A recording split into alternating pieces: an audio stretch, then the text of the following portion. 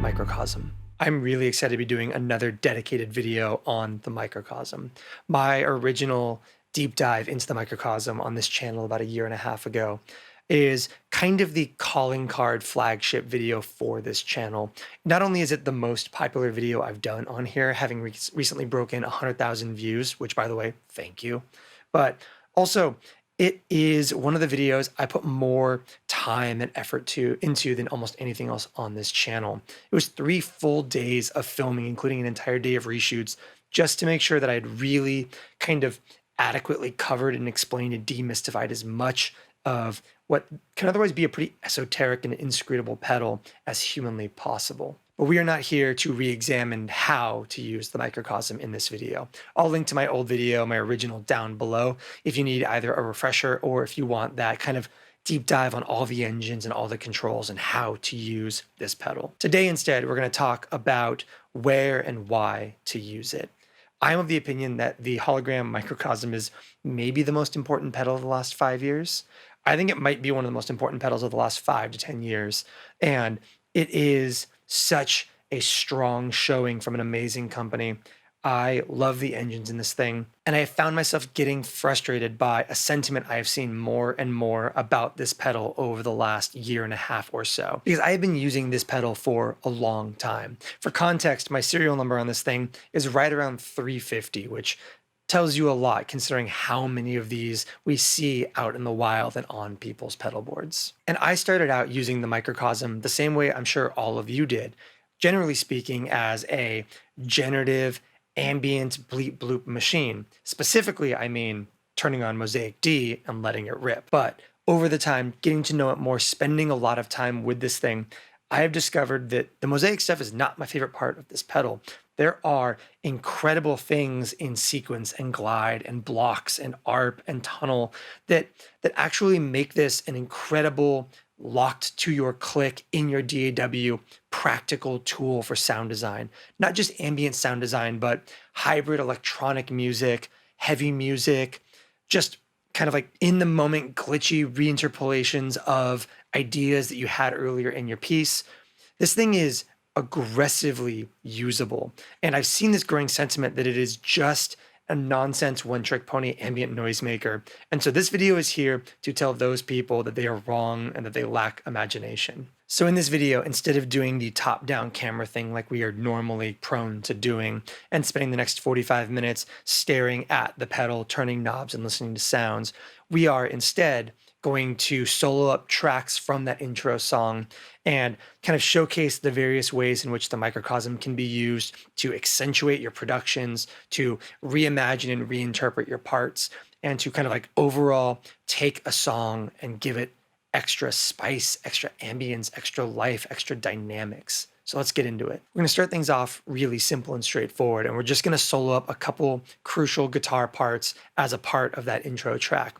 We'll take a look at the stuttering, full wet, kind of choppy faux synth-based thing played on guitar, and how being clocked to the DAW allows us to keep something like that locked dead in with the drums in a really compelling way that would be borderline, if not completely impossible, without the aid of MIDI clock.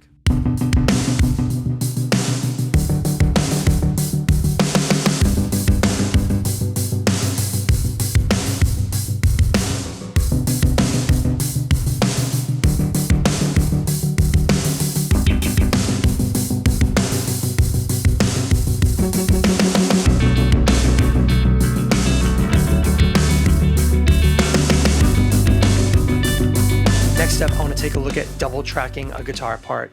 Basically the same guitar part, but having clean guitar on one side and the other side tracked through the full wet version of the microcosm, giving you the clarity and kind of direction and focus of the guitar while still giving this otherworldly, fascinating reinterpolation of your guitar on the other channel.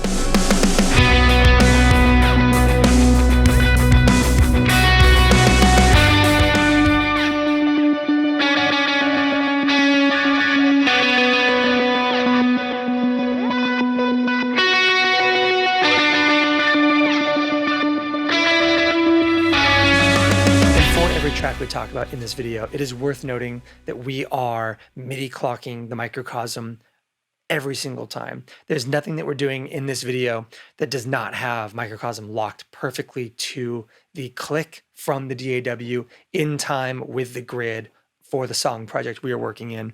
And the way we're doing it is the Strymon conduit. They're not sponsoring this or anything, by the way, but this is my favorite MIDI interface for these purposes because you've got USB-C in, you've got 5-pin out, and you've got TRS outs. And so we are just running USB-C to the input on the conduit and then MIDI out to the microcosm, and it's keeping everything nice and clean and organized, and most importantly, locked to the beat. Obviously, nearly all the guitars on this intro track have some amount of microcosm on them, although not all, because the purpose of this video isn't to showcase how you can use the microcosm everywhere, but how it can really be used to accentuate key pieces of your mix.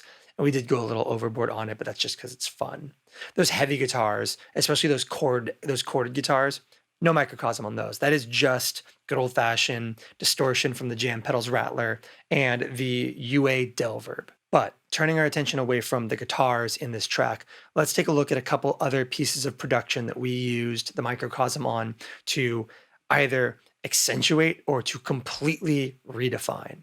And let's start things off with virtual instrument libraries. I was using the Albion 1 strings on the bridge section of this song. When we go to that kind of quiet ambient section, I played in a bunch of violins, cellos, violas, using the Spitfire Albion 1 string library. And this is a thing that I can sometimes feel like can be hard to make marry with a track really effectively. Sometimes these string libraries can be a little too acoustic or clean or precise when put up against some of the more like chaotic guitars that I'm recording, or like really like lo-fi stuff if I'm using something like the generation loss. But more specifically for this track, I just didn't want straight up strings. I didn't think it fit the vibe I was going for. These kind of stuttery, glitchy electronic moments being punctuated with overly clean classical strings just didn't feel right. And so what we did was wire up the Microcosm on my desk in a reamping environment using 2 Walrus Audio Canvas reamps. And that basically allowed us to take all of our stereo string library samples and reprocess them through the Microcosm on various modes, which we then mixed kind of louder than the original strings, taking these very proper classical strings and reintroducing them into the mix as something more glitchy, electronic, and otherworldly.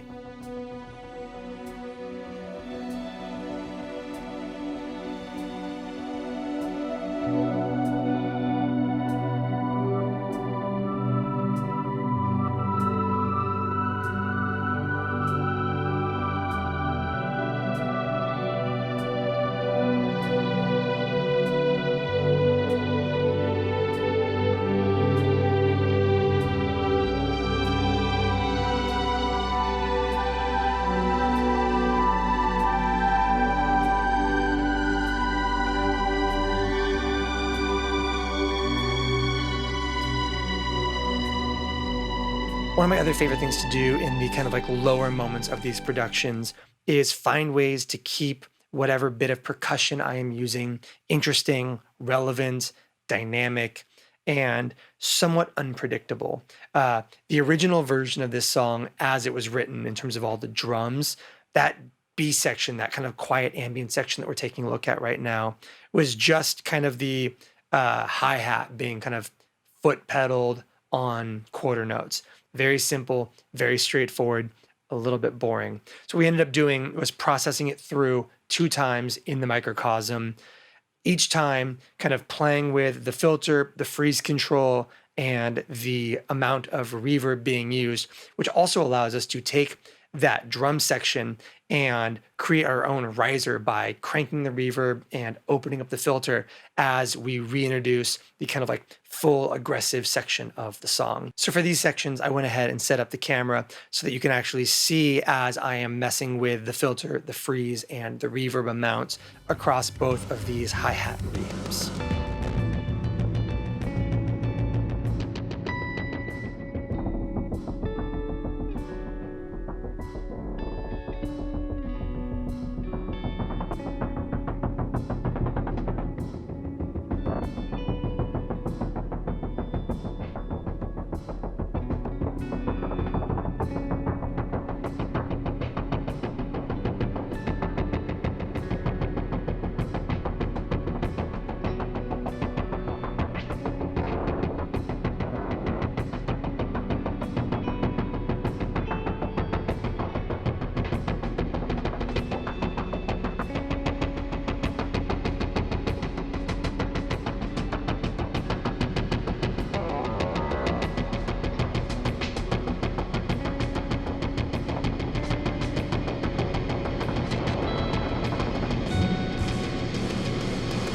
At its simplest, the Microcosm is a great ambient tool.